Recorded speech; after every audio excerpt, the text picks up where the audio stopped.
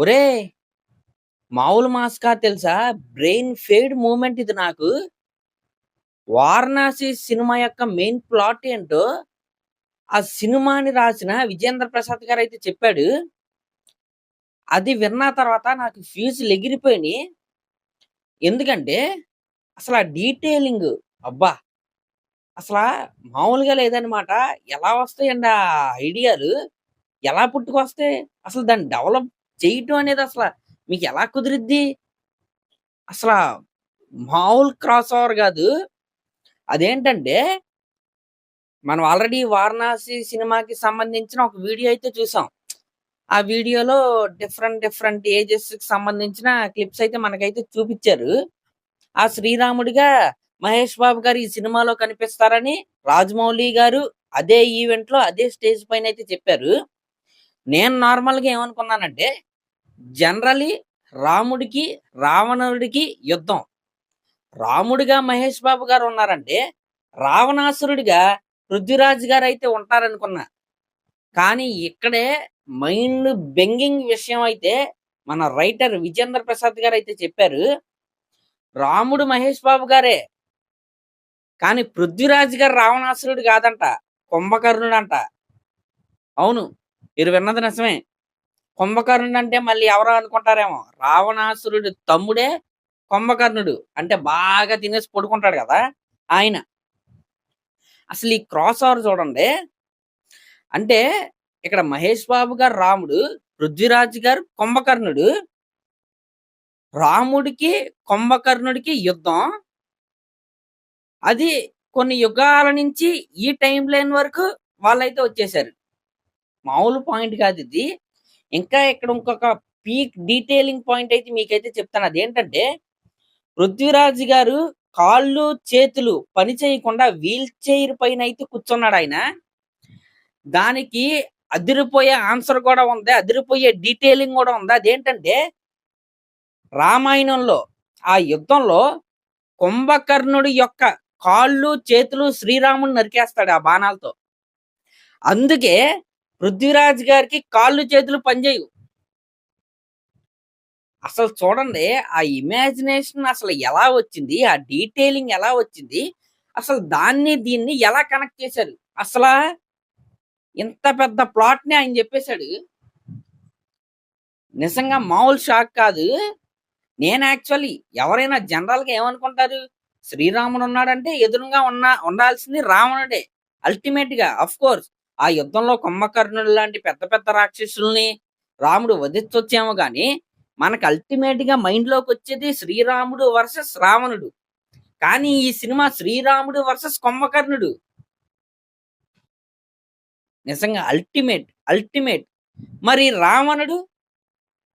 మరి రావణుడు కూడా ఉండే అవకాశం ఉంది సినిమాలో.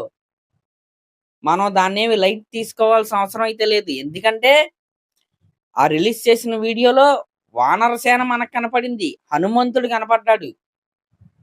కాబట్టి ఏదో గట్టిగా ప్లాన్ చేసుకొని వీళ్ళైతే వస్తున్నారు. ఔట్ ఆఫ్ ద బాక్స్ కాదు. ఔట్ ఆఫ్ ఇండియా కూడా కాదు. ప్రపంచాన్ని కదిలిచ్చే సినిమా ఇదిది. ఈ ఐడియాకే సగం బ్లాక్ బస్టర్ అండి సినిమా. రాముడు వర్సెస్ కుంభకర్ణుడు. అది కూడా యుగాలు దాటి, లోకాలు దాటి, టైమ్ లైన్స్ దాటి ప్రెజెంట్ జనరేషన్ లో యుద్ధం. రాముడు వర్సెస్ కుంభకర్ణుడు. ఇంక అంతకంటే బ్లాక్ బస్టర్ పాయింట్ ఇంకేం కావాలి? ఈ సినిమా ఎంత పెద్ద హిట్ అయిందో చెప్పడానికి. I am seated. ఈ రోజు నుంచే ఈ సినిమా గురించి నేనైతే వెయిట్ చేస్తున్నా.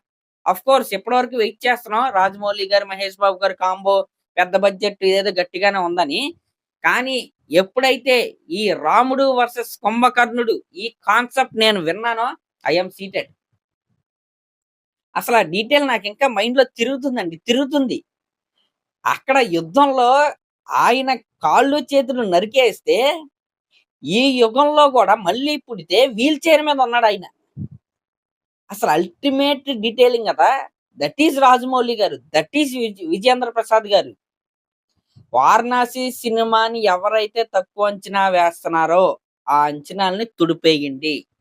ఔట్ ఆఫ్ ద బాక్స్ కాదు. మళ్ళీ చెప్తున్నా, ప్రపంచాన్ని కదిలిచ్చే సినిమా వీళ్ళు తీస్తున్నారు. 'బాహుబలి' సినిమా రిలీజ్ అయిన తర్వాత మన ఇండియన్ సినిమా ఇండస్ట్రీ గురించి బిఫోర్ బాహుబలి, ఆఫ్టర్ బాహుబలి అని ఎలా మాట్లాడుకుంటున్నామో ఈ వారణాసి సినిమా రిలీజ్ అయిన తర్వాత కూడా సేమ్ అలాగే మాట్లాడుకోబోతున్నాం. మరొక బెంచ్ మార్క్ ఫిక్స్ అయిపోండి. మన తెలుగోడి దెబ్బ ఈసారి ప్రపంచం మొత్తానికి పడబోతుంది. బాహుబలి నుండి త్రిబుల్ ఆర్తో వరల్డ్ వైడ్ గా రికగ్నేషన్ అయితే తెచ్చుకున్నాడు. ఇంకా పెద్ద అడుగు ఏదైతే ఉందో రాజమౌళి గారు ఈ వారణాసి సినిమాతో వేయబోతున్నాడు అని నాకైతే క్లారిటీ అయితే వచ్చేసింది. తీ స్వామి నువ్వు తీ, మేము చూస్తాం, మేము ఆడతాం, నువ్వు ఆడినట్టు నువ్వు తీ. బ్లాక్ బాస్టర్ అయింది సినిమా. నాకైతే దెమ్మ తిరిగిపోయింది ఆ పాయింట్. మరి మీకు ఎలా అనిపించిందో కింద కామెంట్ చేయండి. ఆ డీటెయిలింగ్ అసలు పృథ్వీరాజ్ గారిని వీల్ చైర్ లో కూర్చోబెట్టడానికి కారణం అదా. ఇంకా మీరు గమనిస్తే ఈ సినిమాలో పృథ్వీరాజ్ గారి క్యారెక్టర్ పేరు కూడా కొంబానే. ఆ కాలంలో శ్రీరాముడి పైన తీర్చుకోలేని పగ మళ్ళీ తీర్చుకోవడానికి ఇప్పుడు పుట్టాడా, అది కూడా మళ్ళీ కాళ్ళు చేతులు లేకుండా. బాబా ఇంక ఈ పాయింట్ పక్కన పెడితే ఆ వారణాసి గ్లిమ్స్ వీడియోలో మనకి చాలా లేయర్స్ అయితే కనపడతాయి. త్రేతాయుగం, ఇప్పుడు మనం మాట్లాడుకున్నది అంటార్క్టికా, బిఫోర్ అదేదో యాస్ట్రాయిడ్, నెక్స్ట్ చిన్నమస్తి అమ్మవారిని చూపించారు, ఆఫ్రికన్ అడవులను చూపించారు, ప్రజెంట్ వారణాసి సిటీని చూపించారు. ఇలా ఒక 7 డిఫరెంట్ టైమ్ లైన్స్ అయితే మనకైతే చూపించారు. అసలు వీటన్నిటిని కలుపుకుంటా ఇంకెన్ని క్యారెక్టర్స్ వస్తాయి బయటికి అనే దాని గురించి నేను వెయిట్ చేస్తున్నా. ఇప్పుడు ఈయనైతే చాలా ఈజీగా చెప్పేశాడు ఏమని, రాముడు వర్సెస్ కుంభకర్ణుడు అని. అదేనా ఇంకా చాలా క్యారెక్టర్స్ ఇప్పుడు మనం సినిమాలో చూడబోతున్నామా?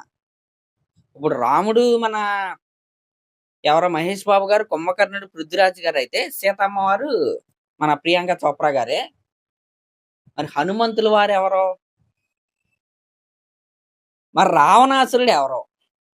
నిజంగా మెంటలు వచ్చేస్తుంది కదా ఆలోచిస్తుంటేనే. కొడుతున్నారండి గట్టిగా, ప్లాన్ చేసుకుని వస్తున్నారు, దిగుతున్నారు. దిగండి దిగండి, మేము చూస్తాం. Thank you. సబ్స్క్రైబ్ చేసుకోండి లేటెస్ట్ అప్డేట్స్ కోసం. Thank you.